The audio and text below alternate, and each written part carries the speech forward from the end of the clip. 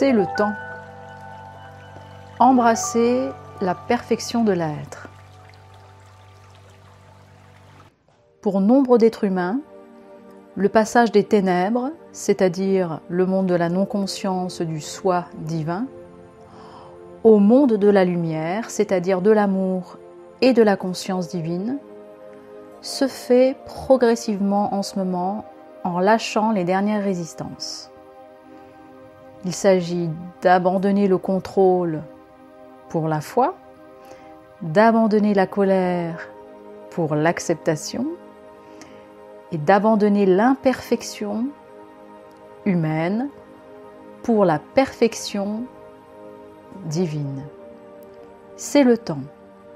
C'est aujourd'hui. Le sentez-vous? Le voulez-vous? Être dans la perfection divine dans tout ce que l'on vit est un choix. Notre choix. Le monde extérieur est dans le tumulte, dans l'agitation et dans l'instabilité. Lui, sur lequel encore beaucoup d'âmes se reposent et se réfèrent. Il est devenu aujourd'hui incertain et imprévisible. Ce monde extérieur qui nous entoure a été nourri par nos doutes, nos colères, nos limitations et nos jugements d'un côté, et de l'autre côté, par nos rêves, nos idéaux, notre soif de connaissance et de liberté, nos alliances et nos solidarités. Nous avons connu l'imperfection de l'humanité. Aujourd'hui, par la forge du feu de la vie, du plan divin, nous passons par la mort de l'ego pour embrasser le divin dans toutes ses possibilités. Le passage ultime des limitations humaines vers le divin illimité est un passage étroit que seule la foi en l'inconnu, la foi dans le Créateur de toutes choses et la foi en la création tout entière ouvre la porte. Le passage n'est pas nouveau. C'est ce même passage que nous avons emprunté en venant nous incarner sur terre, vers l'imperfection et la séparation avec notre côté divin, avec notre Créateur, nous, la créature. Ce passage ultime, nous l'empruntons aujourd'hui en disant oui à la source divine d'amour et de lumière. C'est ce oui porté par la foi qui ouvre toutes les portes de l'impossible, toutes les portes des possibilités illimitées, et c'est ce oui qui canalise notre pouvoir créateur. Par le oui au divin, à Dieu, nous disons oui à la création pour nous alimenter et manifester par nous, en temps réel, ce dont nous avons besoin. Alors, avec ce oui, qu'est-ce qui s'offre à nous en ce moment? Embrasser notre perfection divine. Oui, une fois notre identité divine retrouvée, en ayant passé au préalable toutes les phases de dépouillement de nos mémoires limitantes du passé, nous pouvons enfin agir et observer en même temps le déploiement de la magie du divin dans notre vie. Concrètement, c'est quoi?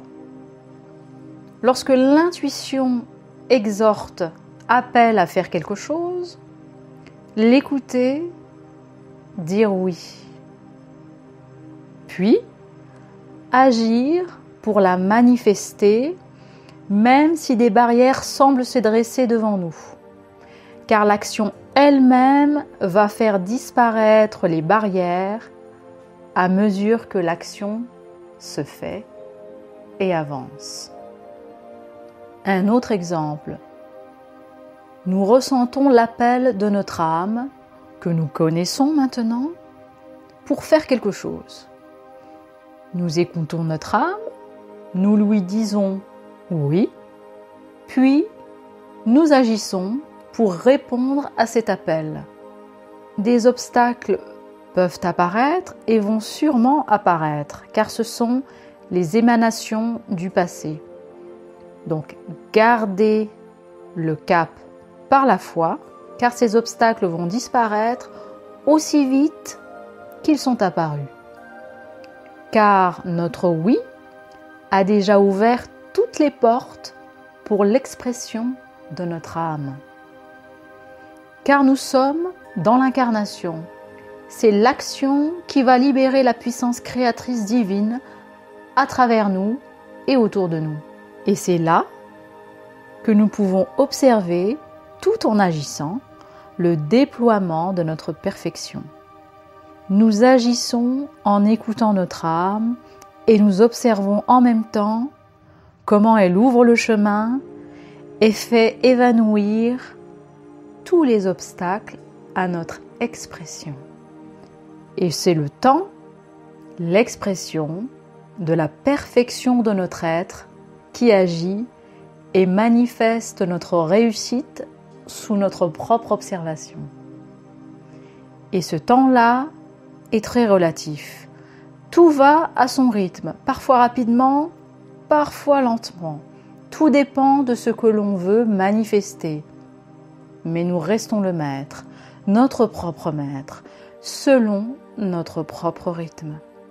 Et comme nous sommes à l'aube de notre rayonnement, quelques mémoires de peur peuvent apparaître, c'est normal. Comme les obstacles, ces peurs s'évanouissent à mesure que nous avançons, si nous ne les nourrissons pas. Nos rêves les plus enfouis peuvent maintenant émerger pour pouvoir être rapidement et assurément exaucés.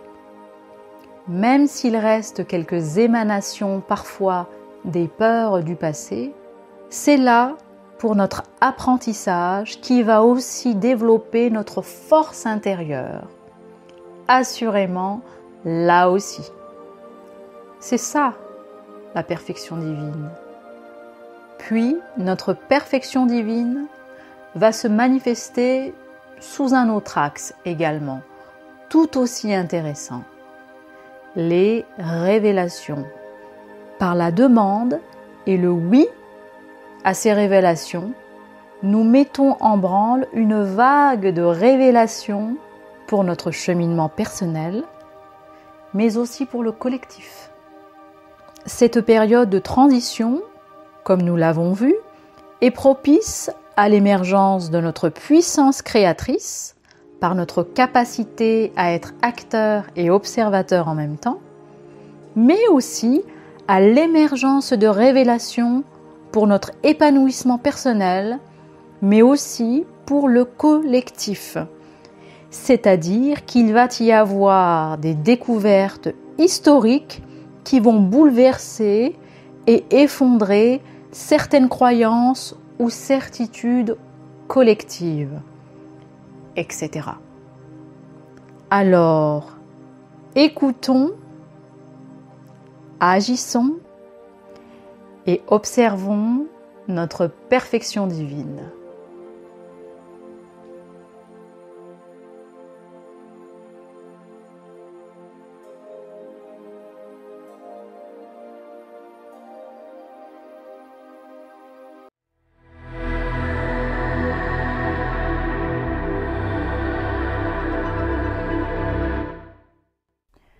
Vous aimez mes vidéos? Alors je vous propose de participer à mes ateliers conférences depuis chez vous, en vous partageant des informations inédites et des outils puissants pour retrouver votre souveraineté divine. Vous trouverez toutes les informations nécessaires aux inscriptions et aux demandes de renseignements sous la vidéo.